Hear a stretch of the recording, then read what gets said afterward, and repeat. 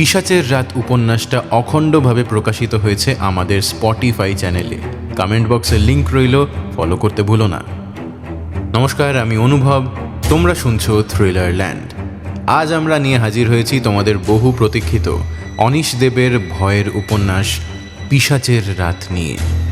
Anise দেব জন্ম 1951 সালের 22শে October. ছিলেন বাংলা সাহিত্যের রহস্য, রোমাঞ্চ এবং কল্পবিজ্ঞান ধারার পথিকৃৎ। মৌলিক কাহিনী রচনা ছাড়াও করেছেন অনুবাদ এবং সম্পাদনা। পেশাগতভাবে কলকাতা বিশ্ববিদ্যালয়ে পদার্থ বিজ্ঞানের অধ্যাপক ছিলেন। তার উল্লেখযোগ্য কিছু বই হল 23 ঘন্টা 60 মিনিট, লাশ তালাশ, ভূতনাথের ডায়েরি, ভয় পাতাল ইত্যাদি। 2019 সালে কিশোর সাহিত্যে অবদানের জন্য পশ্চিমবঙ্গ সরকারের তরফ থেকে তাকে বিদ্যাসাগর পুরস্কারে সম্মানিত করা হয়। 2021 সালের 28শে এপ্রিল তার দেহাবসান হয়।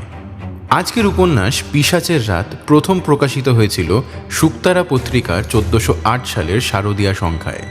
আমরা উপন্যাসটা নিয়েছি পত্রভারতী থেকে প্রকাশিত লেখকের পিশাচ সমগ্র বইটা থেকে। বইটা সংগ্রহ করার লিঙ্ক দেওয়া রইল ডেসক্রিপশন বক্সে, চেক আউট করতে পারো। আমাদের আজকের উপন্যাস আমরা বিভক্ত করছি দুটো পর্বে। এখন তোমরা শুনবে এর প্রথম পর্ব।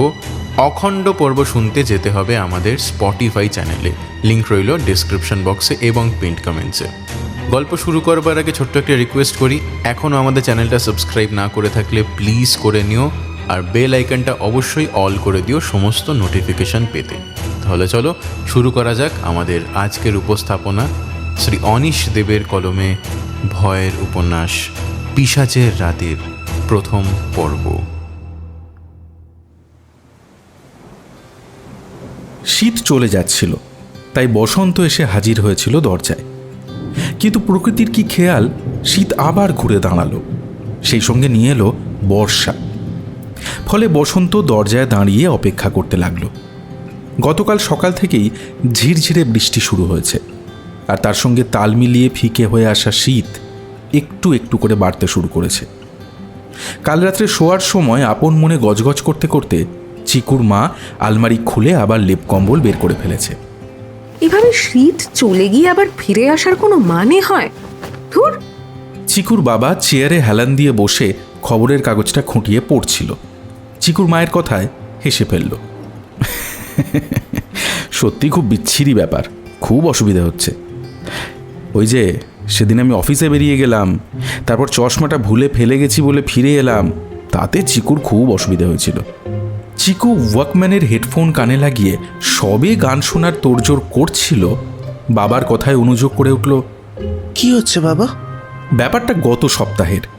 চিকুর বাবা সকাল 10টা নাগাদ অফিস রওনা হতেই ও একটা রাবারের বল নিয়ে ঘরের মধ্যে ফুটবল খেলতে শুরু করেছিল। আর মিনিট 5 মধ্যেই বাবা আচমকা ফিরে আসায় কি কেলেঙ্কারি। কারণ সামান্য জ্বর মতো হয়েছে বলে সেদিনও স্কুলে যাবে না ঠিক করেছিল। বাবা ওর কথায় সায় দেওয়ায় মা শত জেদ করেও ওকে স্কুলে পাঠাতে পারেনি। এখন মায়ের চেঁচামেচি গ্রাহ্য না করে ও ফুটবল প্র্যাকটিস করছিল। সামনের রোববার জামতলার তরুণ সংঘের সঙ্গে ম্যাচ তো নয়, একেবারে প্রেস্টিজ ফাইট। তাই বাবা কখনো চিকুকে বকাবকি করে না। চশমা নিতে এসে ওকে খেলতে দেখে হেসে বলেছিল, ফুটবল খেললেই দেখবি জ্বর সেরে গেছে। চিকু তাতে ভীষণ লজ্জা পেয়ে 3 দিন এমন পড়াশোনা করেছিল যেন ওর মাধ্যমিক পরীক্ষা একেবারে কাছে এসে গেছে, অথচ এখনও সবে ক্লাস 9-এ পড়ে। আজ সকালের খবরে চিকু শুনেছে উষ্ণতা এক ধাক্কায় 4 ডিগ্রি কমে গেছে। সুতরাং ওর হাত কাটা সোয়েটার আর মাফলার আলমারির তাক থেকে আবার বেরিয়ে এসেছে। সন্ধে 6টার সময় হরিহরবাবুর কোচিংয়ে চিকু বাংলা পড়তে যায়। হরিহরবাবু চিকুদের জাঙ্গিকুল হাই স্কুলের বাংলা স্যার ছিলেন। বছর 2 হলো রিটায়ার করেছেন। বাংলা দারুণ পড়ান, ভীষণ পণ্ডিত মানুষ, তাই ওর কোচিংয়ে খুব ভিড়। চিকু যখন সাইকেল নিয়ে বেরোলো তখন বৃষ্টি পড়ছিল না, তবে আকাশের এখানে ওখানে মেঘ বেশ জমে রয়েছে। মা চায়ের কাপে চুমুক দিতে দিতে টিভিতে সিনেমা দেখছিল। এই ছাতা নিয়ে বেরোবি। বৃষ্টি তো পড়ছে না। একটু পরেই পড়বে, ছাতাটা নিয়ে বেরো। বিরক্তভাবে মায়ের ফোল্ডিং ছাতাটা ব্যাগে ভরে নিল চিকু। তারপর সিঁড়ির নিচ থেকে সাইকেলটা বের করে রাস্তায় চলে এলো। হরিহরবাবুর কোচিং সাইকেলে বড় জোর 5-7 মিনিট। ঘন্টি বাজিয়ে জোরে জোরে প্যাডেল করতে শুরু করলো চিকু। বৃষ্টি জোরে নামার আগেই ওকে কোচিংয়ে পৌঁছাতে হবে। ছাতা মাথায় দিয়ে সাইকেল চালানো একটা ঝকমারি। সরু পিচের রাস্তা, ভাঙাচোরা কয়েক বছর ধরেই। এই দুদিনের বৃষ্টি সেটাকে একেবারে বেহাল করে দিয়েছে। রাস্তায় লোকজন কম। যে কজন চোখে পড়ল সকলেই সোয়েটার, মাফলার কিংবা চাদরে মুড়ে আছে। নাটোর মোড়ের কাছে শ্যামাপদদার তেলে ভাজার দোকান পেরিয়ে গেল চিকু। সেখানে বেশ ভিড়। সাইকেল রিক্সাগুলো হর্ন বাজিয়ে রাস্তা পার হচ্ছে। ডান দিকে ঘুরে শিবতলার হরপার্বতীর মন্দির পেরোতেই চিকু দেখল দেশপ্রিয় সুইটসের পাশে বেঞ্চি পেতে রোহনদারা বসে আছে। এই এলাকা রোহনদের কথায় চলে। কোথাও কোনো গোলমাল হলে রোহনরা সবার আগে সেখানে ছুটে যায়। রাত বিরেতে বিপদ আপদ হলে রোহনরা এক ডাকে হাজির। গত পুজোর আগে সমীর মিত্রদের বাড়িতে ডাকাত পড়েছিল। ওদের কাজের লোক কোনো রকমে পালিয়ে এসে রোহনের বাড়িতে খবর দিয়েছিল। রোহন সঙ্গে সঙ্গে দল বল জুটিয়ে মিত্রদের বাড়িতে গিয়ে রুখে দাঁড়িয়েছিল। হাড্ডাহাড্ডি লড়াইয়ের পর 2জন ডাকাত ধরা পড়েছিল আর 3জন পালিয়ে গিয়েছিল। কোষে গণধোলাই দেওয়ার পর আধমরা ডাকাত দুটোকে পুলিশের হাতে তুলে দেওয়া হয়েছিল। চিকুকে দেখে রোহন হাত নাড়ল। রে, কোচিং যাচ্ছিস? হ্যাঁ, বাংলা। রোহন হায়ার সেকেন্ডারি পরীক্ষায় একবার ফেল করার পর আর লেখাপড়া করেনি। ওর বাবার বালি, সিমেন্ট, ইটের দোকান আছে, সেখানে মাঝে মধ্যে বসে।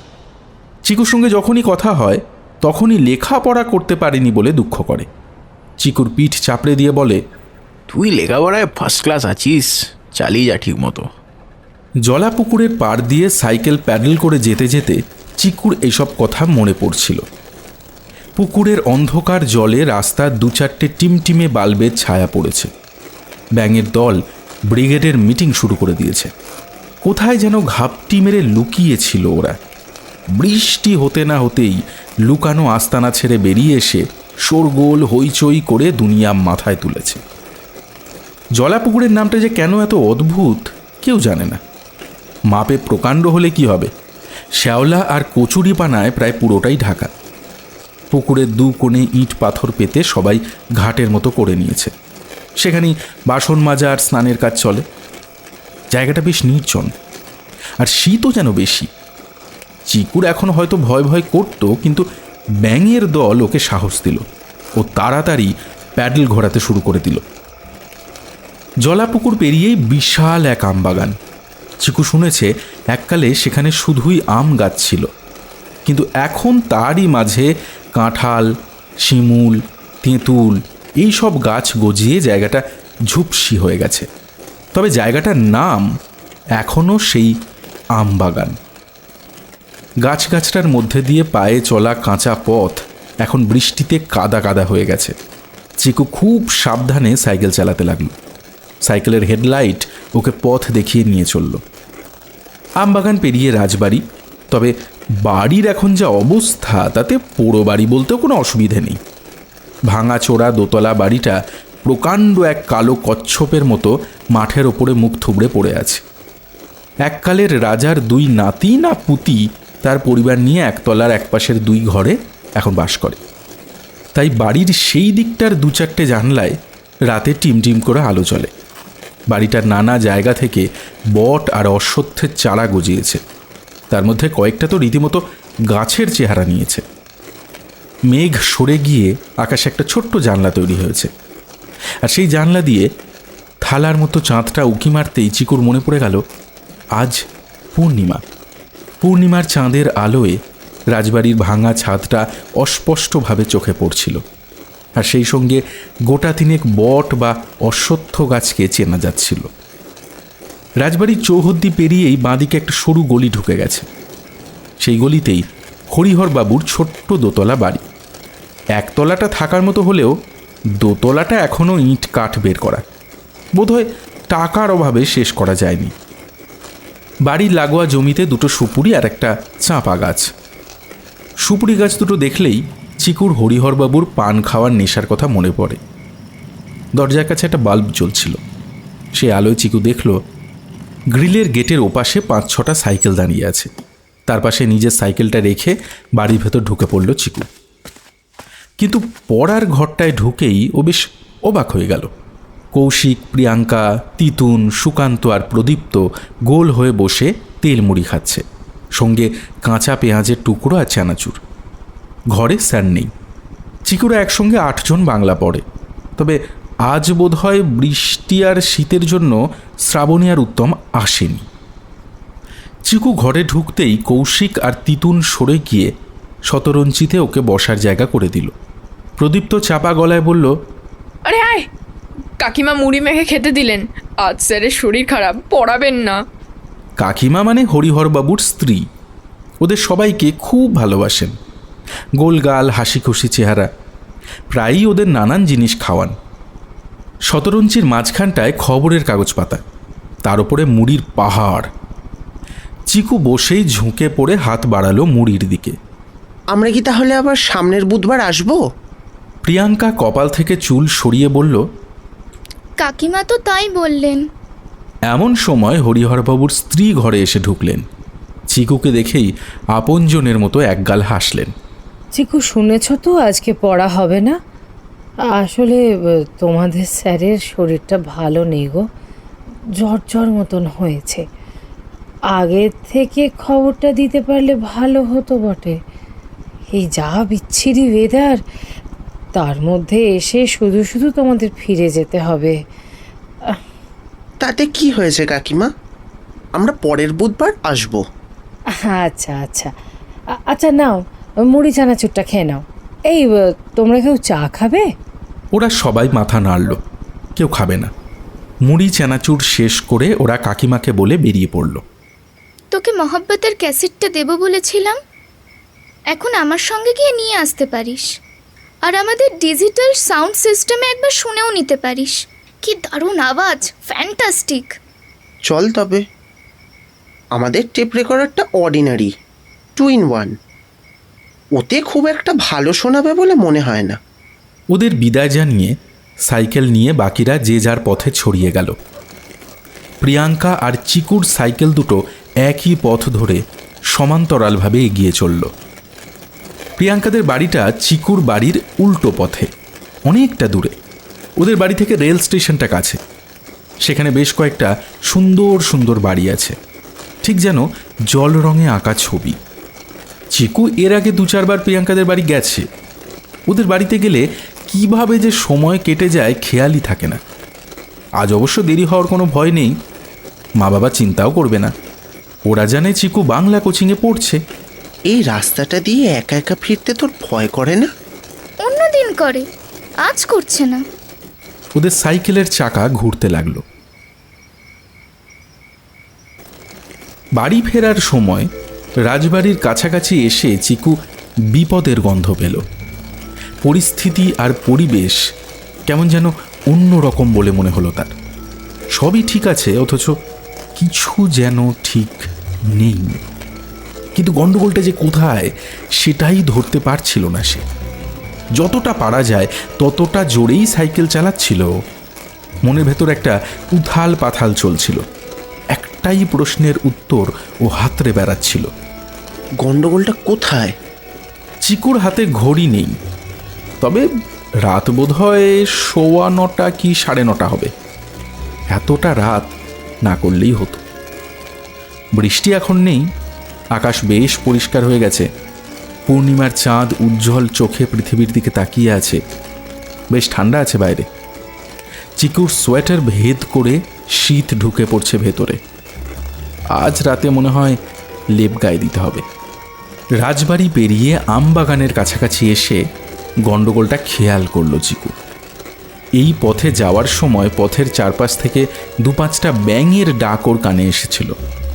হয়তো রাস্তার পাশের নালায় বা জমে থাকা জলে কয়েকটা ব্যাঙ আস্তানা গেড়েছিল।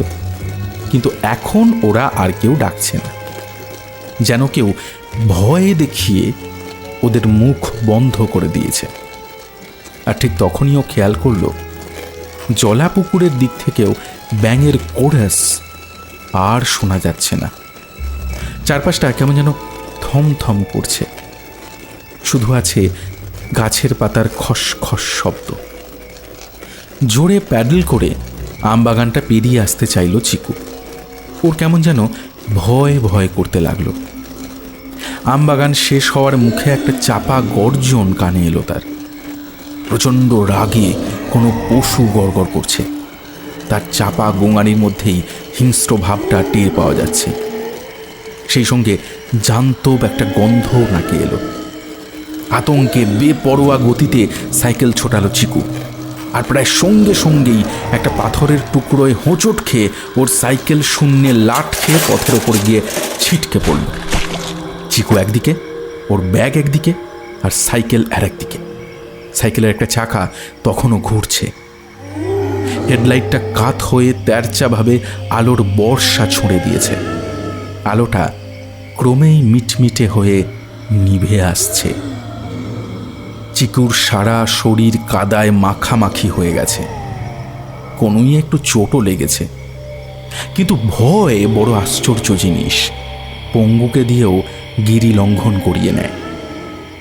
চিকু চটপট নিজেকে সামলে উঠে পড়ল। দু পা ফেলে এগিয়ে গেল ব্যাগের কাছে। ব্যাগটা এক ঝটকায় তুলে নিয়ে সাইকেলের দিকে এগোতেই জিনিসটা ওর চোখে পড়ল। সাইকেলের আলো ততক্ষণে ক্ষয়ে এসেছে, কিন্তু পূর্ণিমার আলোয় ক্ষয় ধরেনি। তাই চিকুর দেখতে খুব একটা অসুবিধে হলো না। ও পায়ে পায়ে জিনিসটার কাছে এগিয়ে গেল। সেটা চিনতে পারা মাত্রই একটা আর্তচিৎকার ওর গলার কাছে এসে দলা পাকিয়ে গেল। কিছুতেই গলা দিয়ে বেরোতে পারল না সেটা। একটা মানুষের ছিন্ন ভিন্ন দেহ পড়ে রয়েছে বৃষ্টি ভেজা মাটিতে। মাথাটা শরীর থেকে আলাদা হয়ে হাঁ হয়ে তাকিয়ে আছে আকাশের দিকে। হাত পাগুলো এলোমেলোভাবে এদিক ওদিক ছড়ানো। চাঁদের আলোয় রক্তের রং বোঝা যাচ্ছিল না, ফলে মনে হচ্ছিল বৃষ্টির জমে থাকা কালো জলের ওপরে ছিন্ন ভিন্ন মানুষটা পড়ে আছে। চিকুর মাথা কাজ করছিল না, তবে অন্ধ ভয় ওকে দিয়ে যান্ত্রিকভাবে কাজ করিয়ে নিচ্ছিল। ও ছুটে গিয়ে সাইকেলটা তুলল, আর সঙ্গে সঙ্গে কানে এলো এক ভয়ঙ্কর গর্জন। এবার গর্জনটা এসেছে জলাপুকুরের দিক থেকে। এটি কি বাঘের গর্জন? কোথাও থেকে কি একটা বাঘ এসে ঢুকে পড়েছে আমবাগানে? সাইকেল পাশে নিয়ে কয়েক পা ছুটেই লাফিয়ে সাইকেলে উঠে পড়ল চিকু। তারপর প্রাণপণে সাইকেল চালাতে শুরু করলো। আর তখনই শুনতে পেল জলাপুকুরে কেউ যেন ঝাঁপিয়ে পড়ল। চিকু সবকিছু কেমন গুলিয়ে যাচ্ছিল। এই শীতের রাত্রে বাঘ হঠাৎ জলে ঝাঁপ দেবে কেন? এবড়ো খেবড়ো পথ ধরে যেতে যেতে ঘাড় ঘুরিয়ে জলাপুকুরের দিকে তাকালো সে। জলে কি একটা নড়ছে যেন। কেউ যেন প্রবল উল্লাসে জল কেটে দাপাদাপি করে স্নান করছে। কৌতূহল বড় আশ্চর্য জিনিস। কখনো কখনো ভয় কেউ ছাপিয়ে যায়। চিকুর বেলাতেও তাই হলো। জলাপুকুরের পাড়ে ব্রেক কষে সাইকেল দাঁড় করিয়ে দিল সে, তবে প্যাডেলে পা দিয়ে তৈরি থাকলো। ওর হাত পা থরথর করে কাঁপছিল। কয়েক সেকেন্ডের মধ্যেই জলের শব্দ থামল। কিছু একটা উঠে আসতে লাগলো জল থেকে। প্রাণীটাকে জ্যোৎস্নার আলোয় দেখা গেল, তবে ওটার মাথায় কচুরিপানা আর শ্যাওলা বোঝাই হয়ে থাকায় মুখটা চাপা পড়ে গিয়েছিল। রোমশ হাত দিয়ে সেগুলো সরাতে চেষ্টা করছিল সে। হাতটা মানুষের মতো হলেও আঙুলের ডগায় লম্বা লম্বা সাদা বাঁকানো নখ। সামনে ঝুঁকে পড়ে কুঁজো হয়ে প্রাণীটা জল থেকে উঠে আসছিল। হাঁটু দুটো সামান্য ভাঁজ করে জলের মধ্যে পা ফেলছে, যেন কোনো চার পেয়ে জন্তু দু পায়ে হাঁটার চেষ্টা করছে। একটা হিংস্র গর্জন বেরিয়ে এলো প্রাণীটার মুখ থেকে। চিকুর শির দ্বারা বেয়ে একটা ঠান্ডা স্রোত নেমে গেল, আর সঙ্গে সঙ্গে এতক্ষণ দলা পাকিয়ে আটকে থাকা চিৎকারটা ওর গলা থেকে বেরিয়ে এলো। এক টানা চিৎকার করতে করতে পাগলের মতো সাইকেল ছুটিয়ে দিল চিকু। ও যখন বাড়ি এসে পৌঁছালো তখন ওর চিৎকার থামেনি। মা বাবা ছুটে বেরিয়ে এলো দরজায়। দেখলো চিকুর জামা কাপড় রক্ত আর কাদায় মাখামাখি, মা ছুটে গিয়ে ওকে জাপটে ধরল। কি হয়েছে রে? কি হয়েছে? হ্যাঁ, কি কি কি হয়েছে? চিকু আচমকা জ্ঞান হারিয়ে ফেলল।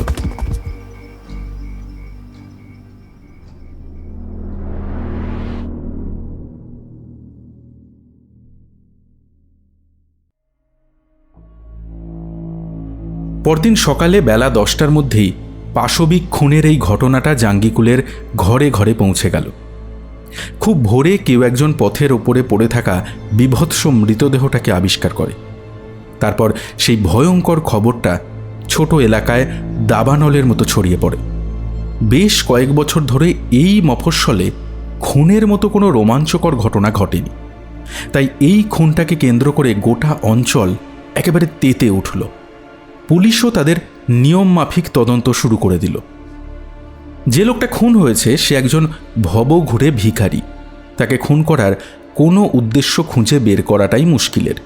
তাছাড়া খুনটা কোনো মানুষের কাজ নাকি কোনো হিংস্র জন্তুর, সেটা নিয়েও চায়ের দোকানে, সেলুনে, বাজারে বেশ তর্ক বেঁধে গেল। কেউ কেউ খোঁজ করতে লাগলেন এই এলাকার 2-4 মাইলের মধ্যে কোনো সার্কাস পার্টি এসে ঘাঁটি গেড়েছে কিনা, তাদের দলে কোনো বাঘ বা সিংহের মতো হিংস্র জন্তু জানোয়ার আছে কিনা। তবে বেশিরভাগ মানুষেরই মত হলো মৃতদেহটার যেরকম ছিন্ন বিচ্ছিন্ন বিভৎস অবস্থা দেখা গেছে তা করা কোনো মানুষের পক্ষে সম্ভব নয়। তাহলে এর পরের প্রশ্ন হলো, যদি এটা কোনো হিংস্র পশুর কাজ হয় তো সেই পশুটা কি? বাঘ, সিংহ, নেকড়ে, হায়না নাকি অন্য কিছু? পরদিন চিকু আর বাড়ি থেকে বেরোয়নি। মা বাবা দুজনেই ওকে স্কুল যেতে দেয়নি। কাল রাত থেকে চিকুর বাড়াবাড়ি রকমের অবস্থা চলছে। বারবার ও কেঁপে উঠছে ভয়ে। মা ওর পাশে বসে মাথায় হাত বুলিয়ে দিয়েছে, কিন্তু তা সত্ত্বেও ওর ঘুম আসেনি। কখনো কখনো তন্দ্রায় ওর চোখ বুজে এসেছে, আবার তারই মধ্যে গোঙানির শব্দ করে চমকে জেগে উঠছে। তখন মা আধখানা ঘুমের ট্যাবলেট চিকুকে খাইয়ে দিয়েছে। বাবা ডাক্তার ডাকার কথা বলেছিল, কিন্তু মা রাজি হয়নি, কারণ এ তো জ্বরজারির ব্যাপার নয়। রাতটা বিশ্রাম নিক, তারপর সকালে দেখা যাবে শরীর কেমন থাকে। চিকুর শেষ পর্যন্ত ঘুম এসেছিল অনেক রাত্রে, ফলে ওর ঘুম ভেঙেছে বেলা 9:30 নাগাদ। তারপর থেকে শুধুই বিশ্রাম, আর জানলা দিয়ে মেঘলা আকাশ, গাছপালা আর রাস্তা দেখা। আজও বেশ শীত, তবে বৃষ্টি থেমে গেছে। একা একা বিছানা লাগোয়া জানলার পাশে বসে চিকু ভাবছিল কাল রাত্রে ও যা দেখেছে তা সত্যি কিনা। এখনো পর্যন্ত বাবা মাকে ও কোনো কথা বলেনি, বললে ওরা বিশ্বাস করবে বলে মনে হয় না। চিকুর শরীরটা ভালো নয় দেখে আজ ওর বাবা অফিস বেরোয়নি, তাই হাতে সময় পেয়ে বাজার দোকান সেরে নিচ্ছিল। বেলা 11:30 নাগাদ রাস্তা থেকে ফিরে বাবা রান্নাঘরের দিকে চলে গেল। মায়ের সঙ্গে চাপা গলায় কী সব কথা বলতে লাগলো। চিকু বুঝতে পারল ওকে আড়াল করে বাবা মা কোনো আলোচনা সারছে। আলোচনার বিষয়টা ও আন্দাজ করতে পারল। একটু পরে মা চিকুকে স্নানের গরম জল দিল। স্নান করিয়ে তোয়ালে দিয়ে যত্ন করে মাথা মুছিয়ে দিল, তারপর খেতে দিল। মায়ের ভাবভঙ্গিগুলো এমন যেন চিকু এখনও সেই 5-6 বছরের ছোট খোকাটি আছে। খেয়ে দিয়ে কম্বল গায়ে দিয়ে বিছানায় শুয়ে পড়তেই ঘুম এসে ওর 2 চোখ জড়িয়ে ধরল। চিকু ঘুমের জগতে তলিয়ে গেল একেবারে। ঘুম ভাঙল সেই 4টের পর। মেঘ ফিকে হয়ে আকাশটা এখন বেশ আলো আলো লাগছে, তবে রাস্তা এখন ভিজে। দুপুরে বোধহয় আর এক দফা ঝিরঝিরে বৃষ্টি হয়ে গেছে। মা চা তৈরি করে বাবাকে দিল, নিজে নিল, তারপর চিকুকেও একটু সাধল। শোন না, 2 বিস্কুট খা, খেয়ে চা একটু চুমুক দে, শরীরটা তাজা লাগবে দেখবি।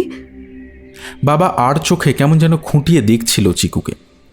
চিকু চুপচাপ বসে চা বিস্কিট খেতে লাগলো। ওর চা খাওয়া শেষ হতে না হতেই টেলিফোন বেজে উঠল। বাবা তাড়াতাড়ি এসে রিসিভার তুলল। হ্যালো, তোর ফোন, কথা বলতে পারবি? চিকু ঘাড় নেড়ে নেমে এলো বিছানা থেকে। বাবা রিসিভারটা এগিয়ে দিল ওর দিকে। হ্যালো। কি রে, আজ স্কুল যাসনি? আমরা স্কুলে যাওয়ার সময় জনতা কেবিনের সামনে তোদের দেখলাম না, তাই ভাবলাম হয়তো শরীর টরীর খারাপ হয়েছে। রোজ স্কুলে যাবার সময় চিকু একটা বাঁকের মুখে ওর আরও 2 বন্ধুর জন্য অপেক্ষা করে। সেখানে জনতা কেবিন নামের একটা ভাতের হোটেল আছে। হোটেলের সামনে 3 জন জড়ো হওয়ার পর ওরা দল বেঁধে স্কুলে যায়। মোটামুটি সেই সময়টায় প্রিয়াঙ্কাও কয়েকজন বন্ধুর সঙ্গে একজোট হয়ে স্কুলের পথে হেঁটে যায়। বেশিরভাগ দিনই ওদের দেখা হয়। না রে, আজ স্কুলে যাইনি, শরীরটা ভালো নেই, ভীষণ টায়ার্ড লাগছে।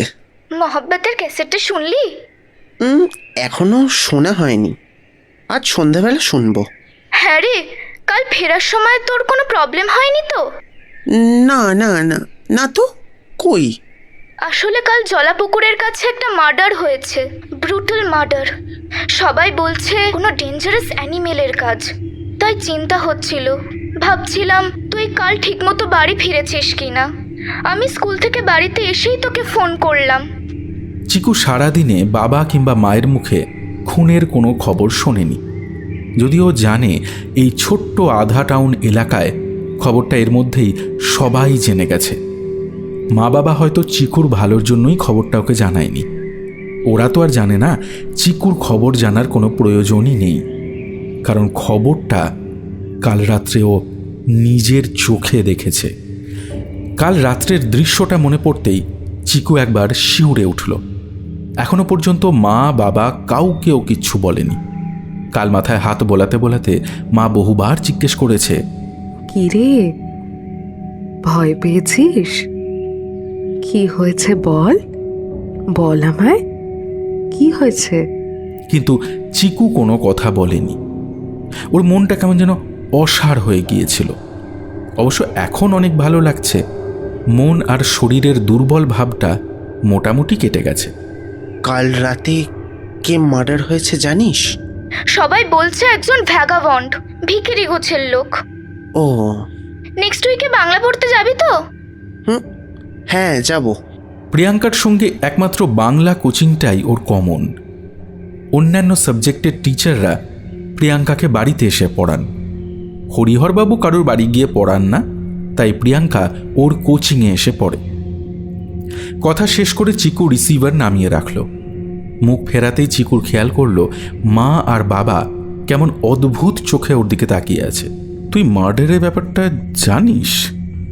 খবর পেলি কি করে? আমি জানি, কারণ আমি নিজের চোখে দেখেছি মার্ডার হতে, তাই কাল রাতে অমন ভয় পেয়েছিলাম। ঘরে যেন বাজ পড়ল। কি কি কি দেখেছিস কাল রাতে? কি দেখেছিস? একটু সময় নিল চিকু, তারপর নিচু গলায় ধীরে ধীরে সব ঘটনা বলে গেল। বাবা মা ফ্যাকাশে মুখে চুপচাপ শুনতে লাগল। চিকুর কথা শেষ হলে বাবা মা দুজনেই ওকে খুঁটিয়ে খুঁটিয়ে অনেক প্রশ্ন করল। চিকুও সেগুলোর উত্তর দিতে চেষ্টা করল। তারপর ওরা দুজনে কেমন গুম হয়ে গেল। স্থির চোখে চিকুকে দেখতে লাগলো। তুই ভুল দেখিসনি তো? না, ভুল দেখিনি। বানিয়ে বানিয়ে এরকম গল্প তৈরি করে আমার কি লাভ? জাগে, এসব কথা আর কাউকে বলিস না। শেষকালে 5 কান হতে হতে পুলিশের কানে গেলেই মুশকিল। হ্যাঁ, তখন আবার টানা হ্যাচড়া শুরু হবে, 1000টা প্রশ্ন করবে। না না না না, এসব কথা তুই কাউকে বলিস না, বুঝলি? কাউকে বলিস না। ঠিক আছে, বলবো না। চিকু কথাটা বলল বটে, তবে ওর সবাইকে বলতে ইচ্ছে করছিল জলাপুকুরের কাছে গিয়ে দিনের বেলায় খুনের জায়গাটা একবার দেখে আসতে। আচ্ছা, ওখানে গেলে কি ওই প্রাণীটার পায়ের ছাপ পাওয়া যাবে, অথবা গায়ের লোম? চিকুর মধ্যে একটা গোয়েন্দা জেগে উঠতে চাইছিল। ও আর কোনো কথা না বলে পড়ার টেবিলে গিয়ে পড়তে বসল, কিন্তু অনেক চেষ্টা করেও পড়ায় মন বসাতে পারল না। বারবার কাল রাত্রের ঘটনাগুলো ওর মাথায় ঢুকে পড়ছিল। হঠাৎই ওর চোখ গেল টেবিলের এক প্রান্তে পড়ে থাকা মাহাব্বতের ক্যাসেটটার দিকে। চিকু চেয়ার ছেড়ে উঠে বিছানার কাছে গিয়ে বালিশের পাশ থেকে ওয়াকম্যানটা তুলে নিল। তারপর হেডফোন কানে লাগিয়ে মহাব্বতের ক্যাসেটটা শুনতে শুরু করলো। জানলার বাইরে তখন অন্ধকার পা টিপে টিপে নেমে আসছে।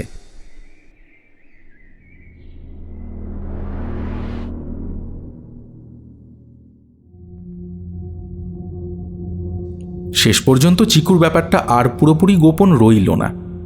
এরকম একটা মারাত্মক ব্যাপার ও নিজের চোখে দেখেছে, এটা কাউকে বলতে না পারলে ও যেন কিছুতেই শান্তি পাচ্ছিল না। ভেতরের এই সাংঘাতিক টেনশন চিকু অতি কষ্টে দিন তিনেক সামলে রাখতে পারল। তারপর একদিন খবরটা ও ভাঙল প্রিয়াঙ্কার কাছে।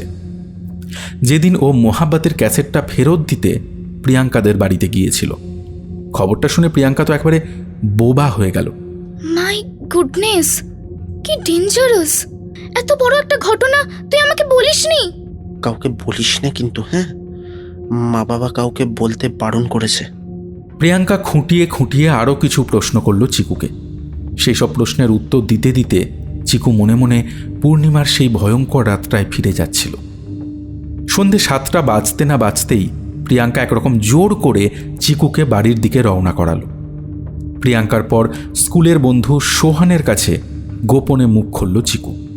এরপর কানাকানি আর জানাজানির ব্যাপারটা নিউক্লিয় শৃঙ্খল বিক্রিয়ার মতো ক্রমে বাড়তে শুরু করলো এবং 10-12 দিনের মধ্যেই জাঙ্গিকুলের প্রায় সকলেই জেনে গেল পূর্ণিমার রাত্রে জলাপুকুরের কাছে চিকু কী দেখেছে। একদিন সন্ধেবেলায় দেশপ্রিয় সুইটস থেকে মিষ্টি কিনে ফিরছিল চিকু। হঠাৎই শুনতে পেল কে যেন ওকে নাম ধরে ডাকছে। সাইকেল থামিয়ে ঘাড় ঘোরাতেই চিকু রোহনদাকে দেখতে পেল। বিশুদার চায়ের দোকানে বসে আছে। শিবতলার উল্টো দিকেই বিশুদার চায়ের দোকান। রাস্তার একপাশে বাঁশের খুঁটি আর দরমা দিয়ে তৈরি। দোকানের মাথায় টালির ছাউনি, আর আলো বলতে হুক করে জ্বালানো একটা 60 পাওয়ারের বাল্ব। বিশুদা একা মানুষ, দোকানের পেছন দিকটায় থাকার মতো একটুখানি জায়গা করে নিয়েছে, আর দোকানের সামনে আধফালা বাঁশ পেরেক দিয়ে ঠুকে খদ্দেরদের বসার জন্য একটা বেঞ্চি মতন তৈরি করে দিয়েছে। বিশুদার দোকানটা নামে চায়ের হলেও ডিম পাউরুটি, বিস্কিট, সিগারেট, হজমিগুলি, পান পরাগের প্যাকেট আর বাচ্চাদের খেলনার প্লাস্টিকের বলও পাওয়া যায়। দোকানের সামনের বেঞ্চে রোহান আর ছোটকু বসেছিল। ছোটকু রোহানের সব সময়ের সাথী। কালো রোগা পটকা চেহারা, চোখগুলো বড় বড়, মাথায় ঘন কোঁকড়ানো চুল। সাইকেল থেকে নেমে পড়েছিল চিকু। সাইকেলটা পাশে পাশে হাঁটিয়ে ও চলে এলো রোহনের সামনে। বস, কথা আছে। সাইকেলটা স্ট্যান্ডে দাঁড় করিয়ে রোহনের পাশে বসে পড়ল সে। এই তুই নাকি জলাপুকুরের মার্ডারটা হতে দেখেছিস? চাঙ্গিগুলো তো পুরো চাউড় হয়ে গেছে। চিকু আবার বলতে শুরু করলো। এই কদিনে গল্পটা বলে বলে ও বেশ রপ্ত হয়ে উঠেছিল, ফলে ব্যাপারটা খুঁটিনাটি সমেত বলতে ওর খুব একটা অসুবিধে হলো না। একবারের জন্যও হোঁচট খেল না। গল্প শেষ হতেই ছোটকুর চোখ বড় বড় হয়ে উঠল। আরে বাস, কি ডেঞ্জারাস কেস বস! বিশুদা হাঁ করে চিকুর গল্প শুনছিল। গরম চা উথলে পাতা উনুনে পড়তেই শব্দ হলো। বিশুদা চমকে গিয়ে উনুনের কাছে গেল। 3টে কাপে চা ঢালতে লাগলো। রোহন চোখ ছোট করে ভুরু কুঁচকে কি যেন ভাবছিল। মার্ডারারের গায়ে লোম ছিল নাকি ওভারকোট পরেছিল? বিশুদা ওদের দিকে চা এগিয়ে দিল। না, কোট বলে তো মনে হয়নি। তাছাড়া কোট পরে ওই রাতে কি কেউ জলে ঝাঁপ দেয়? তুই লোকটার মুখ দেখেছিলি? না, শ্যাওলার কচুরিপানায় মুখটা ঢাকা পড়ে গিয়েছিল, তবে হাতের আঙুলে লম্বা লম্বা বাঁকানো নখ ছিল, স্পষ্ট দেখেছি। পুরো ব্যাপারটা ছদ্মবেশ হতে পারে, বুঝলি তো? ফাঁড়ির বড়োবাবুকে সেটাই কাল বলেছি আমি। তো প্রবলেমটা কোথায় জানিস? মার্ডারের মোটিভটাই কেউ বুঝতে পারছে না। এটা বিগিড়ে মেরে কার কি লাভ বলতো? বস, কেসটা এমন নয় তো যে লোকটা রাত্রির বেলা খুন করা প্র্যাকটিস করছিল? হয়তো হয়তো অন্য কাউকে মারার প্ল্যান। তার আগে একরকম ঝালিয়ে নিচ্ছে। আমার এলাকায় মার্ডার করে সটকে পড়বে? হ্যাঁ, এরকম বান্দা হয়েছে এখনো? আছে কারো এরকম বুকের পাটা? চিকু রোহনকে দেখছিল। লম্বা চওড়া ব্যায়াম করা চেহারা, গায়ের রং মাজা, মাথায় ছোট ছোট করে ছাঁটা চুল, চোখ জোড়া জল জল করছে, চোয়াল শক্ত, জামার নিচে বুকের মাসল স্পষ্ট বোঝা যাচ্ছে। চায়ের কাপটা ঠকাস করে নামিয়ে রাখলো রোহন। শোন, তুই এ ব্যাপারে কোনো খোঁজ খবর পেলে আর কিছু দেখলে আমাকে জানাবি, বুঝেছিস? চিকু ঘাড় কাত করল। তারপর শেষ হয়ে যাওয়া চায়ের কাপটা বিশুদার হাতে দিয়ে উঠে দাঁড়ালো। সত্যিই তো ছুটকুর সম্ভাবনার কথাটা উড়িয়ে দেওয়া যায় না। তাহলে কি কোনো সাইকো কিলারের আবির্ভাব হয়েছে জাঙ্গিকুলে? এই সব ভাবতে ভাবতে বাড়ি ফিরে এলো চিকু।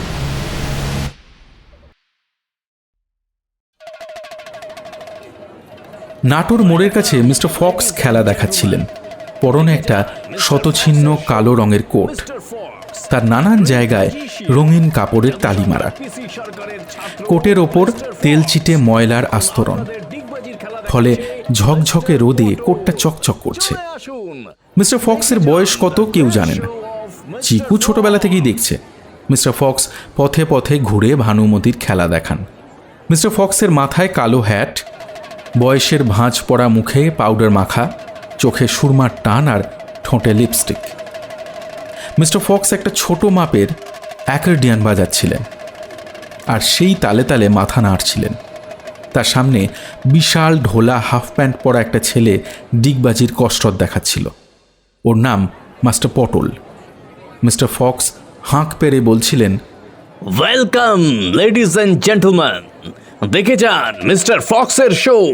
Mister Fox the great magician, জাদু সম্রাট পিসি সরকারের ছাত্র মিস্টার ফক্স এখন আপনাদের ডিগবাজির খেলা দেখাচ্ছে মিস্টার পটল। চলে আসুন, দেখে যান the great show off mister Fox. অনেকে বলে মিস্টার ফক্সের মাথায় নাকি ছিট আছে, আর মাস্টার পটল তো হাবাগোবা আধপাগল। ব্যাপারটা সত্যি বলেই মনে হয় চিকু, নইলে দোলের দিন সকালে কেউ ভানুমতির খেলা দেখাতে বেরোয়। আজ দোল, পথে ঘাটে অলিতে গলিতে শুধু রং খেলা চলছে। চিকুও রং খেলতে বেরিয়েছে রাস্তায়। খেলতে খেলতে নাটোর মোড়ের কাছে এসে দেখে দোলের মধ্যেই মিস্টার ফক্সের শো চলছে। মাস্টার পটল প্রাণপণে ডিগবাজি খেয়ে চলেছে। মাস্টার পটলের বয়স 18-19 হলে কি হবে, গোলগাল মুখে বোঁচা নাক, চোখজোড়া মঙ্গলয়েড ধাঁচের। সবচেয়ে আশ্চর্য হলো ওর মাথার চুলের ছাঁট, ন্যাড়া মাথার 4-5 জায়গায় উলের বলের মতো এক থোকা করে চুল। মিস্টার ফক্সের গায়ে অনেকে রং দিচ্ছে। মাস্টার পটলকে তাক করে কেউ কেউ রং ভরা বেলুন ছুঁড়ে মারছে, কিন্তু ওদের কোনো দিকে কোনো ভ্রুক্ষেপ নেই। আসুন লেডিজ অ্যান্ড জেন্টলম্যান, আসুন ইউনিক শোম্যান মিস্টার ফক্স আর তার ব্রিলিয়ান্ট স্টুডেন্ট মিস্টার পটল। ওদের ইউনিক খেলা দেখে যান, দেখে যান, দেখে যান। হোলির স্পেশাল অ্যাট্রাকশন। চলে আসুন, চলে আসুন, চলে আসুন। আশেপাশে লেডিজ বা জেন্টলম্যান খুব একটা কেউ ছিল না। 8 থেকে 12, 14 এই বয়সে জনা কয়েক রং মাখা শিশু কিংবা কিশোর কিশোরী মাস্টার পটলের তুমুল ডিগবাজি দেখছিল আর থেকে থেকেই হেসে উঠছিল। এ ওর গায়ে ঢলে পড়ছিল। পটলের ডিগবাজি শেষ হলে তবেই মিস্টার ফক্স তার বিচিত্র খেলা শুরু করেন। তাসের হাত সাফাই, 4-5টা পিং পং বল লোফালুফি, কোটের পকেট থেকে অনন্ত রুমালের চেন বের করা, জ্যান্ত সাপ জল দিয়ে গিলে আবার উগড়ে দেওয়া, আরও কত কি। পালা করে মিস্টার ফক্স আর মাস্টার পটলের খেলা চলতে থাকে।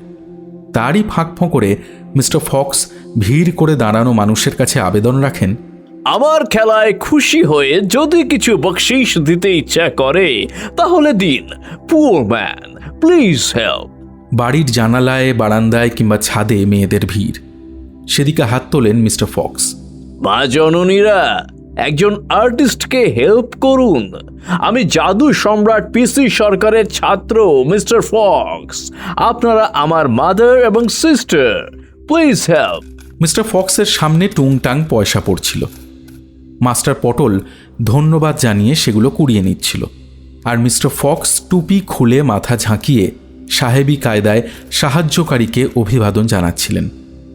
দোলের দিনে এই মজার খেলা অনেকেই উপভোগ করছিল। মিস্টার ফক্সের ভোজবাজির খেল এতই অদ্ভুত যে আগে বহুবার দেখা হলেও আবার দেখতে ইচ্ছে করে।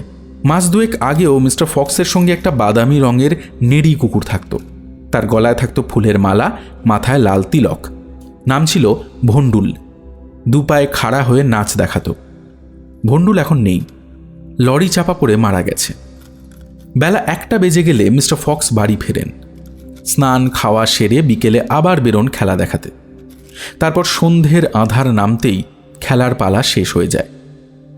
শুধুমাত্র বর্ষাকাল ছাড়া মিস্টার ফক্সের রোজ একই রুটিন। অসুখ বিসুখ না হলে একদিনও কামাই নেই।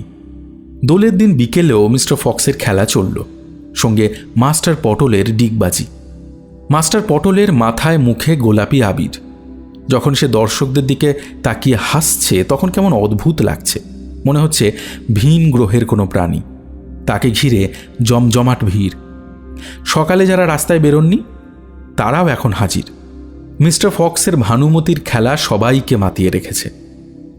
খেলার পালা শেষ হতে হতে সন্ধে নামল, তারপর অন্ধকার। তল্পি তল্পা গুটিয়ে মিস্টার ফক্স আর মাস্টার পটল আমবাগানের পথ ধরল। মিস্টার ফক্সের একটু আধটু নেশা করার অভ্যেস আছে, তাই আমবাগানের ভেতরে ঢুকে তিনি একটা বড়সড় গাছের গোড়ায় গুছিয়ে বসলেন। তারপর ম্যাজিকের সরঞ্জামের কালো ঝোলাটা মাস্টার পটলের হাতে দিলেন। তুই যা, রান্না বান্না ব্যবস্থা কর গিয়ে, আমি ঘন্টাখানেক পরে যাচ্ছি, যা। অনুগতর মতো মাথা নাড়ল মাস্টার পটল। মাথায় দুবার হাত বুলিয়ে ম্যাজিকের ঝোলাটা কাঁধে তুলে নিল। তারপর রওনা হলো আস্তানার দিকে। আস্তানা বলতে রেল লাইনের ওপারে একটা ঝুপড়ি। হঠাৎই পূর্ণিমার গোল চাঁদটাকে দেখা গেল। ছোট ছোট বাড়ির মাথা ছাড়িয়ে গাছপালার আড়াল সরিয়ে হাজির হয়ে গেছে আকাশে। দূর থেকে দোলের উৎসবের ঢাক ঢোল করতালের আওয়াজ ভেসে আসছিল। দোল পূর্ণিমা তিথিতে কীর্তনের দল পথে পথে বেরিয়ে পড়েছে। মিস্টার ফক্স কোটের পকেট থেকে একটা ছোট মাপের বোতল বের করলেন। আমবাগানের চারপাশে চোখ বুলিয়ে দেখলেন কেউ কোথাও নেই, শুধু দুজন ম্যাজিশিয়ান হাজির। এখানে গাছতলায় মিস্টার ফক্স আর আকাশে চাঁদ। চাঁদকে মিস্টার ফক্স ম্যাজিশিয়ান বলে মানেন। ছোটবেলায় বাবার কাছে যখন হাত সাফাইয়ের ম্যাজিক শিখতেন তখন বাবা বলতেন চাঁদ হচ্ছে এই ক্লাস ম্যাজিশিয়ান। সারা মাস ধরে কেমন ছোট বড় হওয়ার খেলা দেখায়, তারপর অমাবস্যায় একেবারে ভ্যানিশ হয়ে যায়। শুধু তাই নয়, এই খেলা সে দেখিয়ে আসছে লক্ষ লক্ষ বছর ধরে। ভাবা যায়? বোতলের ছিপি খুলতে খুলতে চাঁদের দিকে তাকালেন মিস্টার ফক্স, কিন্তু দেখলেন চাঁদটা আর নেই। একটা কালো ছায়া চাঁদকে আড়াল করে দিয়েছে। মিস্টার ফক্স, ভালো আছেন? মিস্টার ফক্স এবার একটু অবাক হয়ে গেলেন। বহু দিন ধরে তিনি এই এলাকায় ম্যাজিক দেখান, তাই এলাকার মানুষজনদের অনেককেই চেনেন, কিন্তু কারোর সঙ্গেই খুব একটা আলাপ করেন না, একটা দূরত্ব রেখে এড়িয়ে চলেন। এখন এই জ্যোৎস্না রাতে তাদেরই কেউ আচমকা এই নির্জন আমবাগানে এসে তার কুশল জিজ্ঞেস করবে, এইটা বেশ অস্বাভাবিক। হ্যাঁ, ভালো আছি, কিন্তু আপনি কে? উত্তরে চাঁদের দিক থেকে ছায়াটা একটু পাশে সরে গেল। তখনই সেটা ছায়া থেকে কায়া হয়ে গেল। জ্যোৎস্নার আলো মানুষটার চোখে মুখে এসে পড়ায় মিস্টার ফক্স তাকে চিনতে পারলেন। এই এলাকারই পরিচিত একজন মানুষ। আপনি? আপনাকে একটা ম্যাজিক দেখাতে এসেছি। এই ম্যাজিকের কৌশল আপনিও জানেন না। মিস্টার ফক্স অবাক হয়ে মানুষটাকে দেখতে লাগলেন। তার কেমন যেন ঘোর লেগে গেছিল। তিনি কোনো কথা বলতে পারছিলেন না। এই লোকটা সত্যিই কি ম্যাজিশিয়ান? কই, এই চত্বরে অন্য কোনো ম্যাজিশিয়ানদের আবির্ভাবের কথা তো শোনা যায়নি। তাহলে নিশ্চয়ই মজা করছে। এবার এবার ভালো করে দেখুন। হ্যাঁ, আমার ম্যাজিক শুরু হচ্ছে, ভালো করে দেখুন। সত্যি সত্যি ম্যাজিক যেন শুরু হলো। মানুষটা চওড়ায় বাড়তে লাগলো। ওর জামা প্যান্টের সেলাইগুলো সেই চাপে ফড়ফড় করে ছিঁড়ে যেতে লাগলো। বোতামগুলো খই ফোটার মতো ছিটকে গেল এদিক ওদিক। তারই সঙ্গে মানুষটার মুখ দিয়ে একটা পাশবিক গর্জন বেরিয়ে এলো। ম্যাজিক তখনও চলছিল। লোকটা মাথায় খানিকটা লম্বা হয়ে কুঁজো হয়ে ঝুঁকে পড়ল, যেন ওর শিরদাঁড়াটা মেঁকে গেল। ওর চোয়ালটা কুকুরের মতো লম্বাটে হয়ে এগিয়ে এলো সামনের দিকে। চোখ দুটো এতক্ষণ দেখা যায়নি, এবার দেখা গেল হালকা সবুজ রঙের দুটো মার্বেল অন্ধকার কোটরে ধক ধক করে জ্বলছে। মানুষটা চোখের সামনে একটা লোমশ জন্তুতে বদলে গেল। তার হাত পায়ের আঙুলের ডগা দিয়ে বেরিয়ে এলো হিংস্র বাঁকানো নখ। কান দুটো ছুঁচালো হয়ে মাথা চাড়া দিল। মুখ হাঁ করতেই দেখা গেল ঝকঝকে সাদা দাঁতের শাড়ি। তার মধ্যে সদন্ত দুটো মিস্টার ফক্সের হতবম্ব চোখের সামনেই মাপে বড় হতে লাগলো।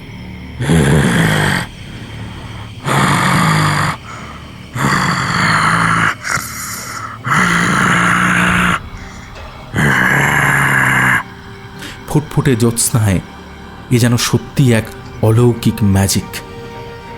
মানুষটা অথবা অমানুষটা শূন্যে হিংস্র কামড় দিয়ে হাঁ বন্ধ করল। ভয়ঙ্কর জীবটা যখন এক থাবার ঘায়ে মিস্টার ফক্সের চোয়ালের অর্ধেকটা উড়িয়ে দিল, তখনও তার দু চোখ অবাক বিস্ময়ে এই নতুন ম্যাজিকটা দেখে চলেছে। একটু পরে মিস্টার ফক্সকে ছিন্ন ভিন্ন করে হোলি খেলার পর তার মৃতদেহ ফেলে রেখে মানুষটা অন্ধকারে মিলিয়ে গেল। মিস্টার ফক্সের ঠেলে বেরিয়ে আসা চোখ জোড়া তখন নিষ্প্রাণ বিস্ময়ে হতবাক হয়ে তাকিয়ে আছে পূর্ণিমার চাঁদের দিকে।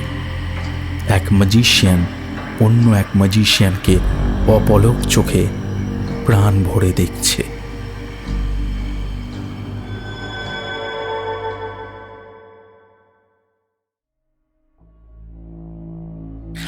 এবারের হইচইটা বেশ বড় সড়ো চেহারা নিল।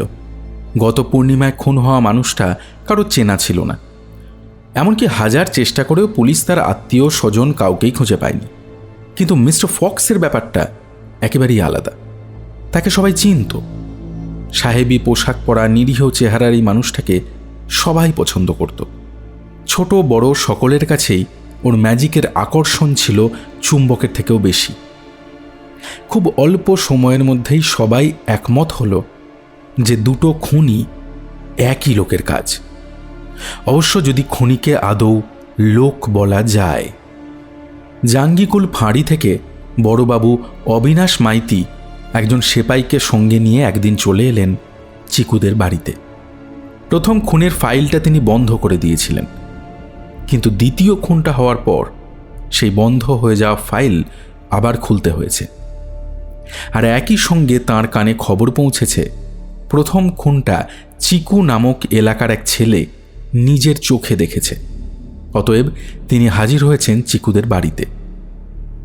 কিন্তু চিকুকে নানান প্রশ্ন করেও তার সমস্যার কোনো সমাধান হয়নি। শুধু চিকুর জবানবন্দি তার ফাইলে গেঁথে দিয়েছেন। খুনির পরিচয় নিয়ে নানান জল্পনা কল্পনা আবার নতুন করে শুরু হলো। কেউ বলল খুনি কোনো ক্ষুধার্ত হিংস্র পশু। তখন প্রশ্ন উঠল, তাহলে সে মৃতদেহটা ফেলে রেখে চলে গেল কেন? আবার কেউ বলল খুনি পশুর মতো নৃশংস কোনো মানুষ।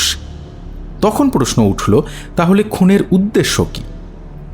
আবার কেউ কেউ বলল খুনি নাকি ভিন গ্রহের কোনো হিংস্র প্রাণী। তাতে কে যেন জিজ্ঞেস করল, তাহলে এর মহাকাশযানটা কোথায় নেমেছিল? একটা মহাকাশযান কি সকলের চোখের আড়ালে নামা সম্ভব? হরিবাবুর বাংলা কোচিংয়ে গিয়ে চিকুরা জোর আলোচনায় মেতে ওঠে। আর সেই আলোচনায় চিকুই হলো মধ্যমণি। প্রথম খুনটা দেখার সুবাদে ও এখন বিখ্যাত হয়ে পড়েছে। হরিবাবু ঘরে এসে ঢুকতেই ওদের চাপা গুঞ্জন পলকে থেমে গেল। হরিবাবুর বয়স প্রায় 60-এর কাছাকাছি। মাথার চুল ধবধবে সাদা, তবে গোঁফ কাঁচা পাকা, লম্বা রোগা চেহারা, গাল সামান্য ভাঙা, টানা টানা চোখ শান্ত, চোখে সরু মেটাল ফ্রেমের চশমা, ভাঁজ পড়া কপালে ছোট্ট চন্দনের টিপ, গলায় গোলমরিচের দানার মাপের রুদ্রাক্ষের মালা। পাঞ্জাবির গলার কাছে মালার খানিকটা আঁকি দিচ্ছে। হরিহরবাবু ধার্মিক মানুষ। ধর্মগ্রন্থ চর্চা তার নেশা। বাংলা পড়াতে পড়াতে প্রায়ই সংস্কৃত সাহিত্যের উদাহরণে চলে যান। তবে চিকুদের কোনোদিনই একঘেয়ে লাগে না। স্যারের পড়ানোটা এত সুন্দর যে ভীষণ টানে। হরিহরবাবু মেঝেতে গুটিয়ে বসলেন। কৌশিক, পাখার রেগুলেটরটা 1 পয়েন্ট কমিয়ে দে তো, আমার কেমন শীত শীত করছে। বার কয়েক কাশলেন হরিহরবাবু। ওর একটু কাশির ধাত আছে। কৌশিক রেগুলেটর ঘুরিয়ে জায়গা মতো বসে পড়তেই হরিহরবাবু পড়াতে শুরু করলেন। আচ্ছা, এবার কিন্তু তোদের গা ঝাড়া দিয়ে বসতে হবে। সামনে বছরটা পেরোলি মাধ্যমিক, রেজাল্ট যেন সবার ভালো হয়, নইলে আমার একেবারে বদনাম হয়ে যাবে। নে নে নে, খাতা পেন নিয়ে সব রেডি হয়ে নে। আচ্ছা, আজ আমরা পড়ব ভারতচন্দ্রের অন্নপূর্ণা ও ঈশ্বরী পাটনি। কেমন? মহারাজ কৃষ্ণচন্দ্রের সভাকবি ছিলেন এই ভারতচন্দ্র। সেই রাজার অনুরোধেই লিখেছিলেন অন্নদামঙ্গল কাব্য। এজন্যে রায়গুণাকর উপাধি পেয়েছিলেন তিনি। সেই অন্নদামঙ্গলের একটা অংশ হলো অন্নপূর্ণা ও ঈশ্বরী পাটনি। কি বুঝলি? চিকুরা সবাই ঘাড় নাড়ল। এরপর হরিহরবাবু শ্রাবণীকে কবিতাটা জোরে জোরে পড়তে বললেন। কবিতা পড়া শেষ হলে তিনি আলোচনা শুরু করলেন। আচ্ছা, এই জায়গাটা খেয়াল কর। দেবী অন্নপূর্ণা ঈশ্বরী পাটনিকে তাঁর স্বামীর পরিচয় দিচ্ছেন। এই জায়গাটা তো, যেহেতু সে সময় স্ত্রীরা স্বামীর নাম মুখে উচ্চারণ করতো না, সেহেতু দেবী তাঁর স্বামী মহাদেবের পরিচয় দিতে গিয়ে কৌশল করে বলছেন, অতি বড় বৃদ্ধপতি সিদ্ধিতে নিপুণ, কোনো গুণ নাহি তাঁর কপালে আগুন, কুকথায় পঞ্চমুখ কণ্ঠ ভরা বিষ, কেবল আমার সঙ্গে দ্বন্দ্ব অহর্নিশ। তো দেবী এখানে স্বামীর নিন্দার ছলে তার গুণের কথা বলছেন। তার স্বামী মহাদেব বৃদ্ধ, মানে আসলে জ্ঞান বৃদ্ধ। দেবী বলছেন তিনি সিদ্ধিতে নিপুণ। পড়ানো চলতে লাগলো। তারই মাঝে কাকিমা এসে স্যারকে চা বিস্কুট দিয়ে গেলেন, আর ওদের জন্য একটা প্লেটে 8টা সিঙ্গারা রেখে গেলেন। এই যে, তোমরা পড়ার ফাঁকে ফাঁকে খেয়ে নিও কিন্তু, কেমন? পড়ানোর সময় যখন প্রায় শেষ হয়ে এসেছে, তখন হঠাৎ করেই তিতুন আর প্রদীপ্ত মিস্টার ফক্সের খুন হওয়ার কথাটা তুলল। হরিহরবাবু নমস্কারের ভঙ্গিতে মাথায় আঙুল ছোঁয়ালেন। তারপর মন দিয়ে ওদের কাছ থেকে দোল পূর্ণিমার খুনের ঘটনাটা শুনতে লাগলেন। হ্যাঁ রে, ব্যাপারটা শুনেছি। তোরা ওসবে মাথা ঘামাস না। বোধহয় ওই বুনো কুকুরটুকুরের কাজ।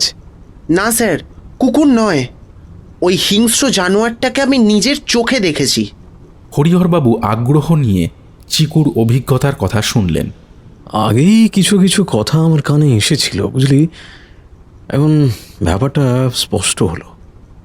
তবে জানোয়ারটা ঠিক কী ধরনের সেটাই বোঝা যাচ্ছে না।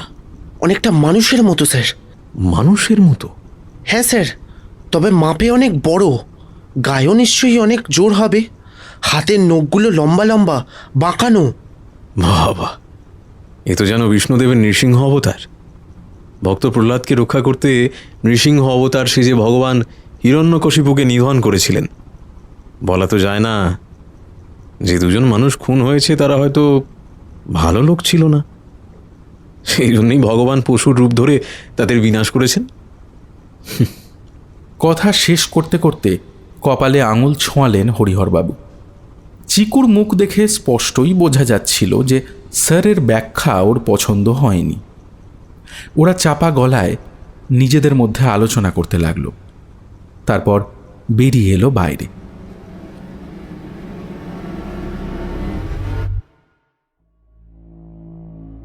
পরের পূর্ণিমায় আর একটা খুন হতেই ত্রাসের ভয়ঙ্কর ছায়া নেমে এলো জাঙ্গিকুলে। নানান গুঞ্জন, আলোচনা আর বিশ্লেষণ থেকে পূর্ণিমার সঙ্গে খুনের সম্পর্কটা স্পষ্ট হয়ে গেল। সবাই বলল, পূর্ণিমার রাতেই খুনির মাথায় খুনের পাগলামো দেখা যায়। এবারে খুন হলেন এক বিধবা ভদ্রমহিলা। রাত 9:30টার সময় তিনি রিক্সা করে ফিরছিলেন।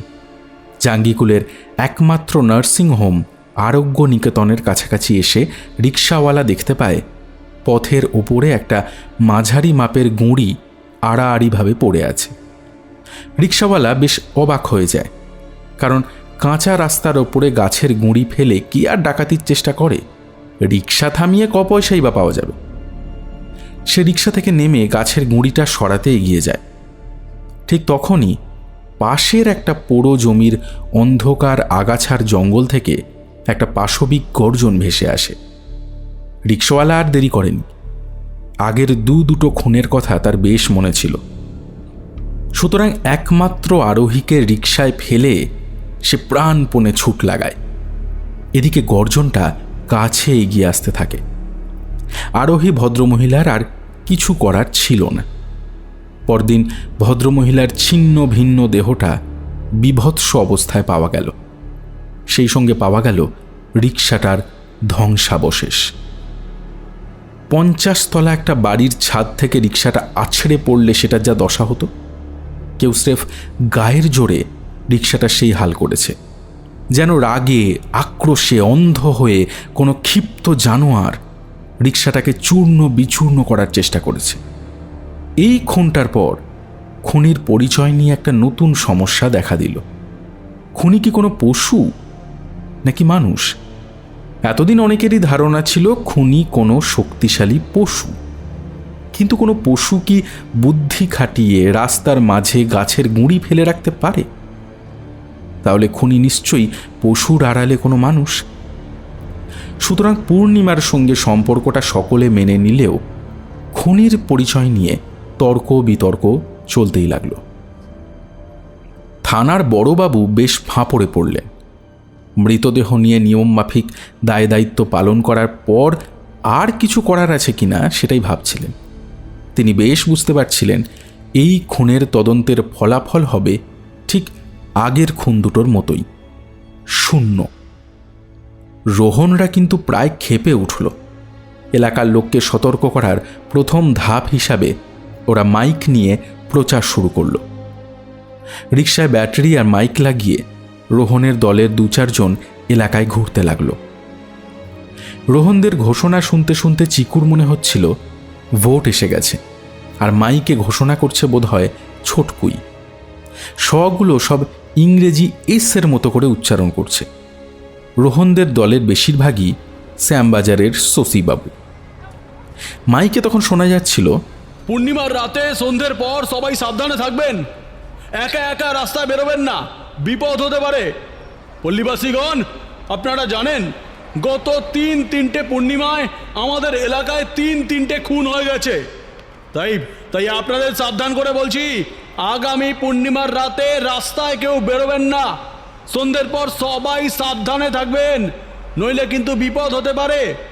পল্লীবাসীগণ, আপনারা জানেন যে শুধু যে মাইকে প্রচার তাই নয়, রোহনরা ঠিক করল পরের পূর্ণিমার রাত্রে ওরা আর্মস নিয়ে এলাকায় টহল দেবে। সে কথা চিকু জানতে পারল ছোটকুর কাছে। ছোটকু তখন যথারীতি বিশুদার চায়ের দোকানে বসে আড্ডা মারছিল। চিকুর সঙ্গে কথা বলতে বলতে ছোটকু হঠাৎ বিশুদার দিকে তাকিয়েছিল। বিশুদা, তুমি রাতে দোকানে আর থেকো না, মানে পূর্ণিমার রাতে কারো পাকা বাড়িতে গিয়ে সেলটা নিও। হ্যাঁ, এ খুনিকে কিন্তু বিশ্বাস নেই। ওরে, আমার কি আছে রে যে কেউ আমাকে খুন করবে? হ্যাঁ, আমাকে জমেও নেবে না। কিন্তু পূর্ণিমা যতই এগিয়ে আসতে লাগলো ততই বিশুদার সাহস কমতে লাগলো। শুধু বিশুদা কেন, জাঙ্গি কুলের প্রায় সকলেই ভাবতে লাগলো এবার কার পালা। বুদ্ধ পূর্ণিমার দিন বিকেলবেলায় প্রবল ঝড় উঠল। আকাশের একটা কোণ মেঘে মেঘে কালো হয়ে গেল। বৃষ্টিও পড়ল কিছুক্ষণ। গত কদিন ধরে গুমোট গরম যেভাবে চেপে বসেছিল, তাতে জাঙ্গিকুলের সকলেই একটা কালবৈশাখীর জন্য অপেক্ষা করছিল। তার সঙ্গে বৃষ্টির আশাও ছিল। বিকেল 5টার পর ঝোড়ো হাওয়া আচমকা ধুলোর ঝড় তুলে সবাইকে অন্ধ করে দিল। কাপড়ে, রুমালে কিংবা হাতে চোখ মুখ ঢেকে পথচারীরা যে যার মতো আশ্রয় খুঁজে নিয়ে থমকে দাঁড়িয়ে পড়ল। বিশুদা ঝড় ওঠার সঙ্গে সঙ্গেই দোকানের ঝাঁপ ফেলে দিয়েছিল। যে 2 জন খদ্দের চায়ের কাপ হাতে বেঞ্চিতে বসেছিল, তারা এক ছুটে চলে এলো দোকানের ভেতর। আকাশে মেঘ ডেকে উঠল। তার একটু পরেই বৃষ্টি শুরু হয়ে গেল। মরুভূমিতে তেষ্টায় গলা বুক যখন শুকিয়ে কাঠ, তখন কয়েক ফোঁটা মিষ্টি জল পেলে তৃষ্ণার্ত পথিক ভগবানকে কৃতজ্ঞতা জানায়। তার চোখে জল এসে যায় আনন্দে। এখন রুক্ষ শুকনো মাটি ভগবানের দেওয়া এই আকাশ জলকে প্রাণ ভরে শুষে নিচ্ছিল, আর মাটি থেকে সোঁদা গন্ধ উঠছিল। বাখারির ঝাঁপ ফেলা দোকানের ভেতর থেকে বিশুদা এই গন্ধ পাচ্ছিল। খদ্দেররা বিশুদার সঙ্গে বৃষ্টি, চাষবাস এইসব নিয়ে আলোচনা করছিল। কিন্তু একটু পরেই বৃষ্টি থেমে গেল। বরুণদেবের হয়তো হঠাৎ খেয়াল হয়েছে এখন বর্ষাকাল নয়, ভুল করে তিনি বৃষ্টি শুরু করে দিয়েছেন। বৃষ্টি থামতেই খদ্দের দুজন চলে গেল। তারপর রাস্তাঘাট বেশ ফাঁকা হয়ে গেল।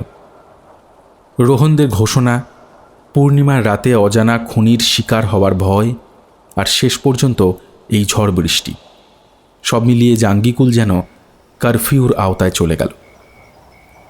সিগারেট কিনতে এসে পাড়ারই এক বৃদ্ধ ভদ্রলোক বলে গেলেন, রাজবাড়ির উল্টো দিকে একটা বড় তেঁতুল গাছ ঝড়ে উল্টে পড়েছে।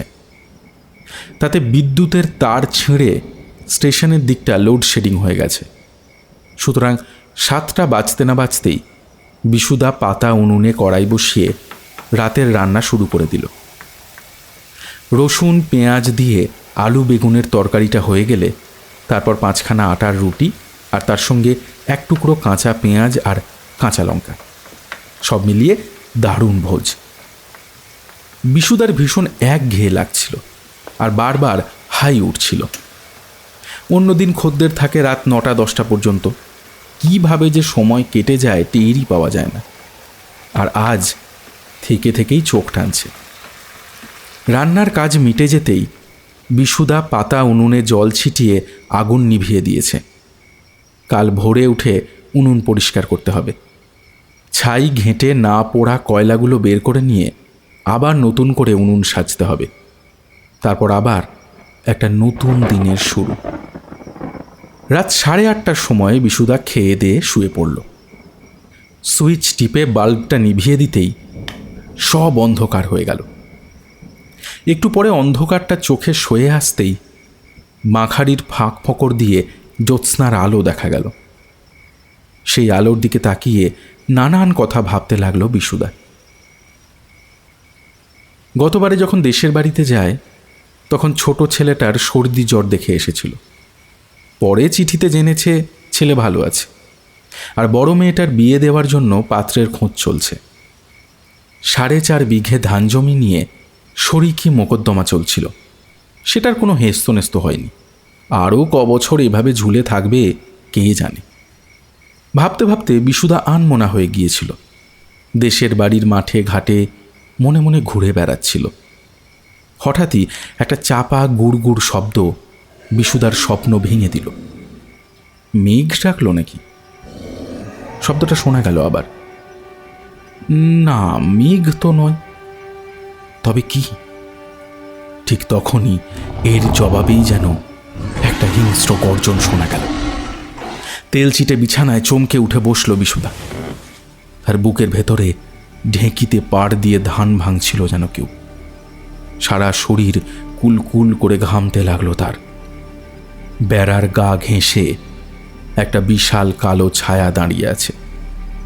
ছায়াটার আড়ালে জ্যোৎস্না কোথায় যেন হারিয়ে গেছে। বিশুদা পলকে বুঝতে পারল পূর্ণিমার মৃত্যু তার দোকানের ঝাঁপ ঘেঁষে দাঁড়িয়ে আছে। কারণ গর্জন শোনা ছাড়াও নাকে একটা পাশবিক গন্ধ আসছিল, ঠিক চিড়িয়াখানায় যেরকম গন্ধ পাওয়া যায়। দোকান থেকে বেরোবার পথ সামনের দিকে, পেছন দিকে বাঁশ দরমা টিন দিয়ে শক্তপোক্ত দেওয়াল। বছর 7 আগে একবার পেছনের দরমা ভেঙে বিশুদার দোকানে চুরি হয়েছিল। তারপর বিশুদাই ওটাকে মজবুত করেছে। এখন দরমা টিন ভেঙে চুড়ে সেদিক দিয়ে পালাবার উপায় নেই। পালাতে পারলে হয়তো বিশুদা বেঁচে যেত, কারণ পেছনে ঢালু নালা, তারপরে বড় বড় 2-4টে গাছ। গাছ পেরিয়ে মজুমদারদের বাগানবাড়ির পাঁচিল। কোনো রকমে সেই পাঁচিল ডিঙাতে পারলে আর ভয় নেই। বিশুদা বিছানায় বসে ঘামছিল। তার হাত পা অবাধ্যভাবে কাঁপছিল। তবু তাহারই মধ্যে পশুটাকে দেখার একটা দুরন্ত কৌতূহল মনের মধ্যে উঁকি ঝুঁকি মারছিল। বেড়ার গায়ে আঁচড় কাটার শব্দ হচ্ছিল। ছায়াটা অস্থিরভাবে এপাশ ওপাশ চলে বেড়াচ্ছে আর হিংস্রভাবে গজরাচ্ছে। বিশুদা কাঁপতে কাঁপতে সামনের বেড়ার কাছে এগিয়ে এলো। বেড়ার ফোঁকরে চোখ রাখল। পাশবিক গন্ধটা আরও জোরালোভাবে নাকে এলো। অস্পষ্টভাবে একটা লোমশ শরীরকে দেখতে পেল বিশুদা, বা ঠিক দেখল না, বলা ভালো যেন অনুভব করল। হাঁটুর কাছটা সামান্য ভাঁজ করা অবস্থায় দুটো রোমশ পা হেঁটে বেড়াচ্ছে। শিম্পাঞ্জি দুপায়ে হেঁটে বেড়ালে যেমন দেখায়। তবে কি এসব কোনো হিংস্র শিম্পাঞ্জির কাজ? এ কথা ভাবতে না ভাবতেই একটা জোরালো থাবা এসে পড়ল বেড়ার গায়ে। বেড়ার দেওয়াল ফুঁড়ে একটা লোমশ হাত ভেতরে ঢুকে এলো। সেই হাতের লোমশ আঙুলে লম্বা লম্বা বাঁকানো নখ। চিৎকারটা বিশুদাকেই অবাক করে দিল। তার ভেতরে যে এত তীব্র, এত শক্তিশালী, এত ভয়ঙ্কর চিৎকারের ক্ষমতা লুকিয়ে আছে তা সে নিজেই কোনোদিন জানত না। চিৎকার করেই বিশুদা দোকানের পেছন দিকের একটা কোণে চলে গেল। সেখানে দুটো টিনের মাঝে সামান্য একটু ফাঁক আছে।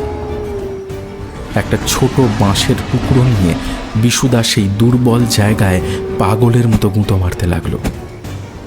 কদিন আগেই বিশুদা ছোটকুকে বলেছিল তাকে নাকি জমেও নেবে না, অথচ এখন দোরগোড়ায় জম এসে গেছে। হিংস্রভাবে দাপাদাপি করছে, গড়গড় করছে।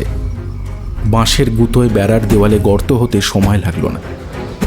সেই গর্তে বিশুদার শরীরটাকে জোর করে গলিয়ে দিতে চাইল। বেড়ার খোঁচায় গেঞ্জি ছিঁড়ে গেল, গায়ে ধারালো আঁচড় পড়ে রক্ত বেরোতে লাগলো, লুঙ্গি ফেঁসে গেল কয়েক জায়গায়। কিন্তু বিশুদার তাতে কোনো ভ্রুক্ষেপ নেই। ওই বড় বড় বাঁকানো নখে ফালা ফালা হওয়ার থেকে বাঁখারির আঁচড় অনেক ভালো। বিশুদা যখন ফোঁকর দিয়ে শরীরটাকে প্রায় অর্ধেকটা গলিয়ে দিয়েছে, ঠিক তখনই শুনতে পেল দোকানের সামনের ঝাঁপ ভেঙে পড়ার শব্দ। তারপরেই গর্জনটা লাফিয়ে চলে এলো বিশুদার বিছানার কাছে। হাঁক পাক করে শরীরটাকে কোনো রকমে দোকানের বাইরে নিয়ে এলো বিশুদা। তারপরেই ঢালু জমিতে গড়িয়ে পড়ে গেল চওড়া নালার দিকে। চাঁদের আলোয় নালার জল চিকচিক করছিল। বিশুদা টাল সামলাতে না পেরে তার মধ্যে গিয়ে পড়ল। কয়েক সেকেন্ড পর বিশুদার মনে হলো সে চিত হয়ে একটা নরম বিছানায় শুয়ে আছে, আকাশের গোল চাঁদের দিকে তাকিয়ে আছে। হাঁসফাঁস করা গরমে নালার ঠান্ডা জল যেন বাতানুকূল রাজসজ্জা। তারপরেই দেখল তার দোকানের পেছনের দেওয়ালটা তাসের ঘরের মতো ভেঙে পড়ছে, আর একটা প্রকাণ্ড কালো শরীর দোকানের গহ্বর থেকে বেরিয়ে আসছে বাইরে। বিশুদা ভয়ার্ত খরগোশের মতো লাফিয়ে উঠে পড়ল নালা থেকে। নালার দুর্গন্ধ সারা গায়ে মাখামাখি হলেও বিশুদার নাক তেমনভাবে কাজ করছিল না। শুধু একটা জান্তব প্রবৃত্তি বিশুদাকে ভেতর থেকে চেঁচিয়ে পালানোর নির্দেশ দিচ্ছিল। নালার ওপারে উঠে তাড়াহুড়ো করে ছুটতে গিয়ে একটা গাছের গুঁড়িতে বিশুদা ধাক্কা পেল। কোনো রকমের টাল সামলে ছুটল মজুমদারদের বাগান বাড়ির পাঁচিলের দিকে। এক লাফে পাঁচিলে উঠে ওপারে ঝাঁপ দিয়ে পড়ল বিশুদা। সেই সঙ্গে শুরু করলো কান ফাটানো আর্তনাদ। বাঁচাও, বাঁচাও, বাঁচাও! জ্যোৎস্নার আলোয় প্রাণীটা থমকে দাঁড়ালো, মাথা তুলে একবার পূর্ণিমার চাঁদের দিকে তাকালো। তারপর চাপা গর্জন করে বড় বড় পা ফেলে নেমে এলো নালার দিকে। অনায়াসে লাফিয়ে নালা পেরোলো প্রাণীটা। তারপর ক্ষিপ্রভাবে ছুটে গেল বাগান বাড়ির পাঁচিলের দিকে। বাঁ হাতে পাঁচিলটা আঁকড়ে ধরে পোল ভল্টের ভঙ্গিতে এক লাফে শরীরটাকে নিয়ে গিয়ে ফেলল বাগানের ভেতরের স্যাঁতস্যাঁতে জমিতে। আর ঠিক তখনই দুটো টর্চের জোরালো আলো এসে প্রাণীটার মুখে পড়ল। বিশুদার চিৎকারে ছুটে এসেছে মজুমদারের দুই দারোয়ান। দূর থেকে ওরা খুনিকে লক্ষ্য করে টর্চের আলো ফেলেছে। হঠাৎ কি যে হলো, প্রাণীটা একটা গর্জন করে পাঁচিল টপকে বেরিয়ে গেল বাইরে। কিছুক্ষণ অপেক্ষা করার পর দারোয়ান দুজন সাহস জোগাড় করে অতি সন্তর্পণে এগিয়ে এলো পাঁচিলের কাছে। আঙুলের ওপর দাঁড়িয়ে শরীরটা উঁচু করে ওরা পাঁচিলের বাইরেটায় চোখ বুলিয়ে দেখল। জ্যোৎস্নার সাদা আলোয় সব কিছু স্পষ্ট দেখা যাচ্ছে। দেখা গেল একটা বিশাল ছায়া সামান্য কুঁজো হয়ে ত্রস্ত পায়ে হেঁটে চলেছে। একটু পরেই ওটা কয়েকটা গাছের আড়ালে চলে গেল। ওরা দুজন ফিরে এসে দেখল বাগানবাড়ির চাতালে বিশুদা অজ্ঞান হয়ে পড়ে আছে।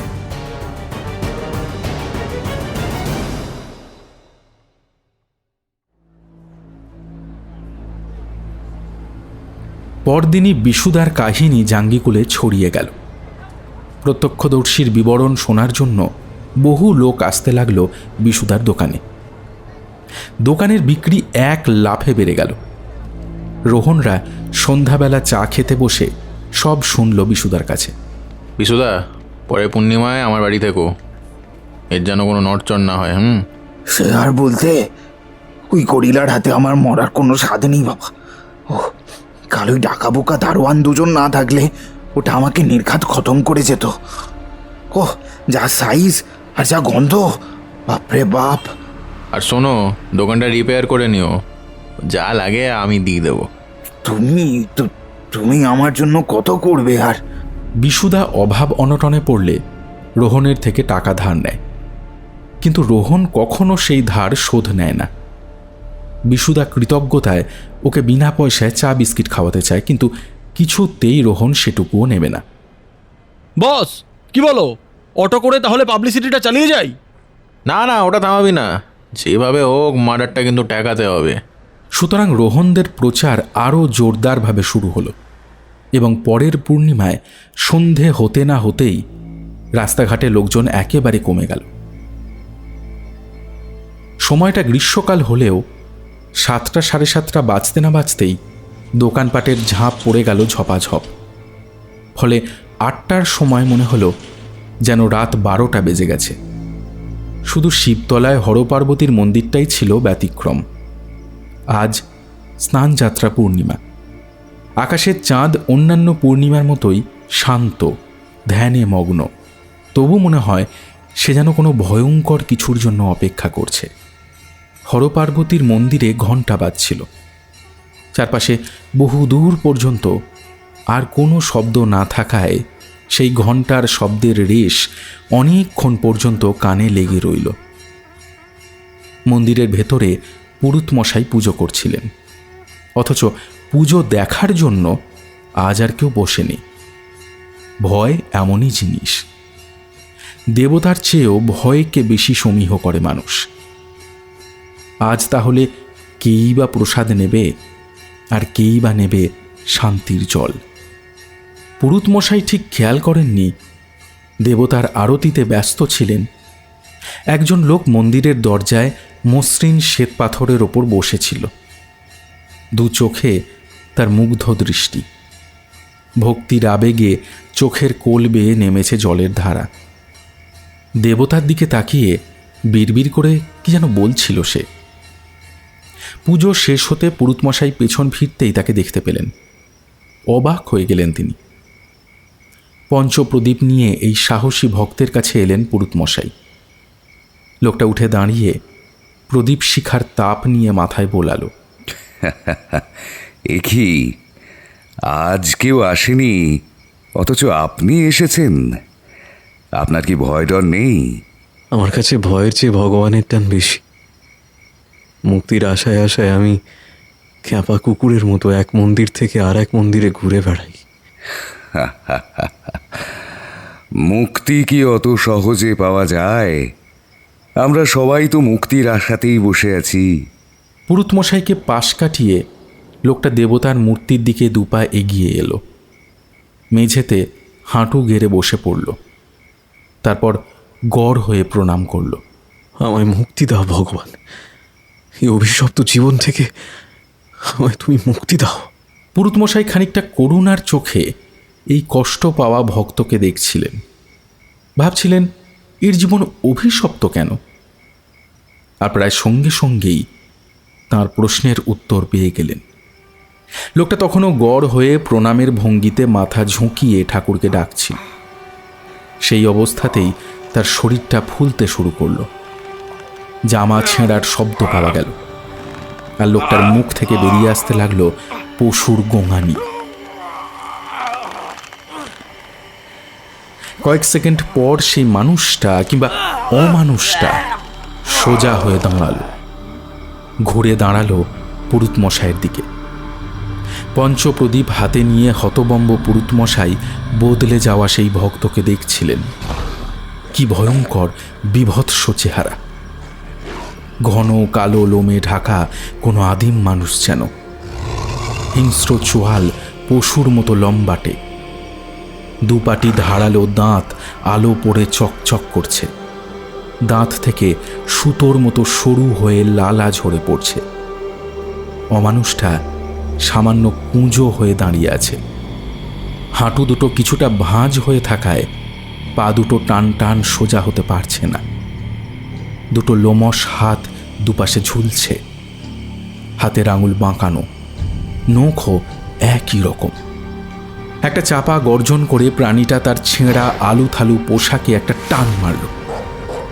তারপর পায়ের এক ঝটকায় সেটা দূরে ছিটকে ফেলে দিল এবং পুরুতমশাইয়ের দিকে স্থির চোখে তাকিয়ে রইল। দুটো হলদে সবুজ চোখ নিশাচর পশুর মতো জ্বলজ্বল করছে, অথচ সেই চোখে মানুষের মতো দৃষ্টি। পুরুতমশাই বেশ বুঝতে পারছিলেন মৃত্যু সামনে এসে দাঁড়িয়ে অপেক্ষা করছে। অমানুষটাকে অবাক করে দিয়ে তার শরীরের ওপর ঝাঁপিয়ে পড়লেন দুঃসাহসী পুরুতমশাই। জ্বলন্ত পঞ্চপ্রদীপটা চেপে ধরলেন তার মুখে।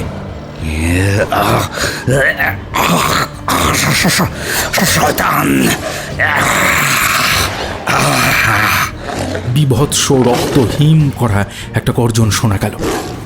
নাকে এলো লোম এবং চামড়া পুড়ে যাওয়ার গন্ধ। পুরুতমশাই তখনও পাগলের মতো ধস্তাধস্তি করছিলেন।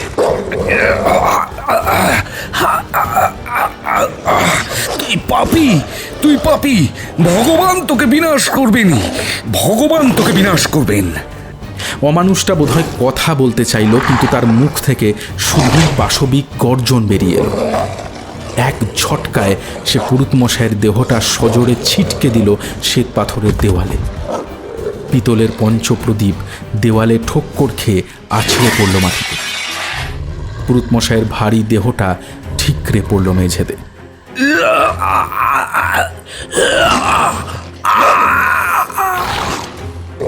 যন্ত্রণায় গজরাতে গজরাতে পুরুতমশাইয়ের কাছে এগিয়ে এলো প্রাণীটা। সামান্য ঝুঁকে পড়ে নিথর দেহটা অবলীলায় তুলে নিল। তারপর পশুর মতো ক্ষিপ্রতায় এক লাফে শ্বেত পাথরের বারান্দা পেরিয়ে মন্দিরের শান বাঁধানো চত্বরে নেমে এল। প্রাণীটা এবার রাতের আকাশের দিকে মুখ তুলল, তাকালো পূর্ণিমার চাঁদের দিকে। তারপর এক আকুল দীর্ঘ গর্জনে আকাশ বাতাস কাঁপে উঠল। জাঙ্গিপুরের অনেকেই শুনতে পেল সেই গর্জন। রোহনরাও শুনতে পেল। ওরা তখন রাজবাড়ির কাছাকাছি ছিল। গর্জনটা শুনতে পেয়েই ওরা শব্দের নিশানা ধরে ছুটতে শুরু করলো। ছুটতে ছুটতেই রোহন কোমর থেকে রিভলভার বের করল। জলাপুকুর, দেশপ্রিয় সুইটস, বিশুদার চায়ের দোকান পেরিয়ে ওরা মিনিট খানেকের মধ্যেই পৌঁছে গেল শিবতলার হরপার্বতীর মন্দিরের কাছাকাছি। চারিদিক শুনশান, চুপচাপ। শুধু আশপাশের দুই একটা বাড়ির বারান্দায় কৌতূহলী কয়েকটা মুখ দেখা গেল। সবকটা মুখই ভয়ে ফ্যাকাশে। মন্দিরের দিকে চোখ পড়ল রোহনের। শান বাঁধানো চত্বরে ঢোকার গ্রিলের দরজাটা হুড়কো দিয়ে আটকানো। তবে মূল মন্দিরটা খানিকটা উঁচুতে হওয়ায় রাস্তা দিয়েই ভেতরটা স্পষ্ট দেখা যাচ্ছিল। দরজা হাট করে খোলা। ঝকঝকে আলোয় দেবতার মূর্তি প্রাণবন্ত, উজ্জ্বল। অথচ পুরুতমশাইকে দেখা যাচ্ছে না। গোটা মন্দিরটা কেমন যেন নিঝুম। কোথা থেকে এলো গর্জনটা? কিছুক্ষণ এলোমেলো খোঁজাখুঁজির পর রোহনের কেমন যেন সন্দেহ হলো, পুরুতমশাইকে দেখা যাচ্ছে না কেন? অথচ ঘণ্টাখানেক আগে এই পথ দিয়ে টহল দেওয়ার সময় রোহনরা তাকে দেখেছে। তাকে জিজ্ঞেস করলে হয়তো গর্জনটার কোনো হদিশ পাওয়া যেতে পারে। রোহন রিভলভার উঁচিয়ে ধরল। ওর সঙ্গে যে আরও 4 জন সাগরেদ আছে, তারাও নিরস্ত্র নয়। কারোর হাতে রড, কারোর হাতে ভোজালি। ওরা সবাই তৈরি। খুনিকে হাতের কাছে পেলে ওরা কিছুতেই ছেড়ে দেবে না। ওরা মন্দিরের গ্রিলের দরজার কাছে এগিয়ে গেল। গ্রিলের গেট খুলে রোহনরা মন্দিরের শান বাঁধানো চত্বরে ঢুকে পড়ল এবং পুরুত মশাইকে ওরা খুঁজে পেল। মন্দিরের চত্বরে বেশ কয়েকটা কৃষ্ণচূড়া, রাধাচূড়া আর শিমুল গাছ রয়েছে। তাদের গোড়াগুলো সিমেন্ট দিয়ে বাঁধিয়ে বেদির মতো করা। বেশিরভাগ সময় ভক্তরা এখানে এসে বসে থাকে, নাম কীর্তন শোনে। সেই রকমই একটা বেদির ওপরে পুরুত মশাইয়ের ছিন্ন ভিন্ন দেহটা শোয়ানো। মাথাটা বেদি ছাড়িয়ে নিচের দিকে ঝুলে পড়েছে। হাঁ করা মুখ দিয়ে ফোঁটা ফোঁটা রক্ত পড়ছে। গোটা বেদিটা রক্তে মাখামাখি। রক্তের দাগ গড়িয়ে এসেছে নিচে। শান বাঁধানো চত্বরে রক্তের ধারা তৈরি হয়ে গেছে। রক্তের ছাপ চত্বরের নানান জায়গায়, মন্দিরের সিঁড়িতে, এমনকি মন্দিরের ভেতরেও। রোহনের শির দ্বারা বেয়ে একটা ঠান্ডা স্রোত বয়ে গেল। এরকম দুঃসাহসী খুনি! দেবতার সামনে খুন করতেও সে ভয় পায় না? খুনি আশেপাশে কোথাও লুকিয়ে নেই তো? রোহনরা মন্দিরের প্রতিটা জায়গা তন্ন তন্ন করে খুঁজল। রোহনের ভীষণ রাগ হচ্ছিল। এত চেষ্টা করেও খুনটাকে ওরা ঠেকাতে পারল না। মন্দিরের ভেতরে অবহেলায় পড়ে থাকা পঞ্চপ্রদীপটা রোহনের চোখে পড়েছিল। সেটা হাতে নিয়ে ভালো করে দেখল সে। প্রদীপের তেলের গায়ে কয়েক গোছা লোম লেপ্টে রয়েছে। বেশ কয়েকটা লোম আধ পোড়া। তাহলে কি পঞ্চপ্রদীপের আগুনে খুনির গায়ের লোম পুড়ে গেছে? পুরুত মশাইয়ের সঙ্গে কি খুনির ধস্তাধস্তি হয়েছে? ঠিক তখনই ছোটকু মেঝেতে ঝুঁকে পড়ে কি যেন তুলে নিল। এগুলো কি দেখো তো রোহনদা। রোহন কাছে এসে ভালো করে দেখল। মটর দানার মতো তিনটে গোল গোল বিচি, সেগুলোই ফুটো করা। বোধহয় মালা গাঁথা ছিল, খুলে পড়ে গেছে। রোহন সেগুলো নিয়ে পকেটে রাখল। ওর কপালে চিন্তার ভাঁজ পড়ল। মন্দিরের ভেতরেও অল্প বিস্তর রক্তের ছাপ ছিল, কিন্তু কোনো ছাপই হাতের বা পায়ের বলে স্পষ্ট চেনা যায় না। অনেক খোঁজাখুঁজি করেও রোহনরা খুনির কোনো চিহ্ন পেল না। কেউ কোথাও নেই।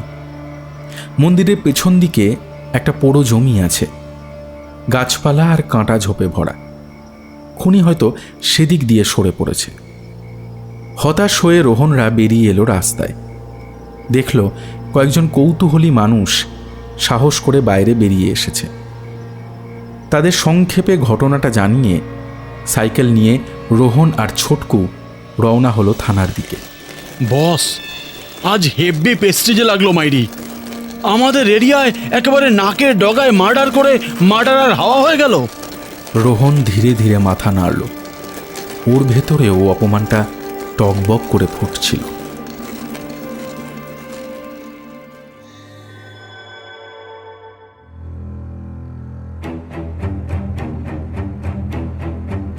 শুনছিলে পিশাচের রাত উপন্যাসের প্রথম পর্ব। কাহিনী শ্রী অনিশ দেব। গল্প পাঠে এবং চিকুর বাবার ভূমিকায় ছিল রণদীপ। চিকুর চরিত্রে ছিল সৌভিক, প্রিয়াঙ্কার চরিত্রে ছিল শাশ্বতী, হরিহর বাবুর চরিত্রে ছিল কৌশিক, কাকিমার চরিত্রে ছিল দিতিপ্রিয়া, ছোটকুর চরিত্রে ছিল অর্ণব, মিস্টার ফক্সের চরিত্রে ছিল পার্থ, বিশুদার চরিত্রে ছিল রক্তিম, পুরুত মশাইয়ের চরিত্রে ছিল শান্তম, রোহনের চরিত্রে এবং নির্দেশনা ও নাট্যরূপে ছিলাম আমি অনুভব। শব্দগ্রহণ এবং আবহ সৃষ্টি করেছে বিপুল, পোস্টার ডিজাইনিং করেছে দীপঙ্কর এবং আমাদের এই প্রকল্পে কন্টেন্ট পার্টনার হিসেবে পত্র ভারতীকে পেয়ে আমরা আন্তরিকভাবে কৃতজ্ঞ। তাহলে কেমন লাগলো উপন্যাসের প্রথম পর্ব জানিও কমেন্ট করে। যদি ভালো লেগে থাকে তাহলে ভিডিওটা লাইক করে দিও, শেয়ার করে দিও সবার সঙ্গে, আর চ্যানেলটা এখনও সাবস্ক্রাইব না করা থাকলে প্লিজ করে দিও। তাহলে চলো, দেখা হচ্ছে দ্বিতীয় তথা অন্তিম পর্বে। আর যদি অপেক্ষা না করতে চাও তাহলে জানোই কি করতে হবে, আমাদের স্পটিফাই চ্যানেলে অখণ্ড উপন্যাসটা রয়েছে, শুনে নিতে পারো।